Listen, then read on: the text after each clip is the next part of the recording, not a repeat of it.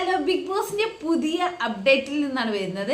ഷാനവാസിന്റെ കയ്യിൽ നിന്ന് സ്റ്റാർ നഷ്ടമായിരിക്കുകയാണ്. നമ്മൾ അക്ബറിന്റെ കയ്യിലാണ്. സത്യത്തില് ഷാനവാസിന് കുറെ നേരം, ഷാനവാസിന് എന്നല്ല ഏതൊരു കണ്ടസ്റ്റൻസിനും കുറെ നേരം അത് പിടിച്ചുകൊണ്ട് നിൽക്കുക പറഞ്ഞാൽ വളരെ ടാസ്ക്കാണ്. അവരെ മുന്നിൽ ഇങ്ങനെ പിടിച്ചു നിൽക്കാൻ.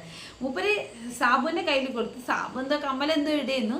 പക്ഷെ അത് എന്താന്ന് കാണുന്നതിന് മുമ്പ് തന്നെ അക്ബർ അടിച്ചോണ്ട് പോയി.